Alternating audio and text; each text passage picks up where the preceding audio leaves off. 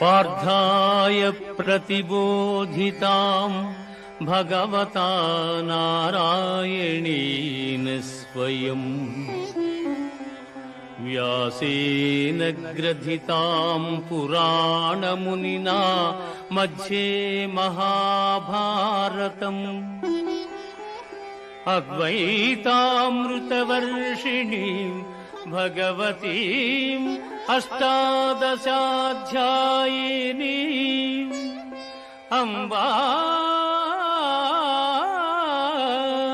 త్వామనుసందధామి భగవద్గీతే భవద్వేషిణీం భగవద్గీతే భవద్వేషిణీం. భగవద్గీత మహాభారతము యొక్క సమగ్ర సారాంశము. భక్తుడైన అర్జునునకు అనర్చిన ఉపదేశమే గీతా సారాంశము. భారత యుద్ధము జరగరాదని సర్వవిధములా భగవానుడు ప్రయత్నించెను. కాని ఆ మహానుభావుని ప్రయత్నములు వ్యర్థములాయను.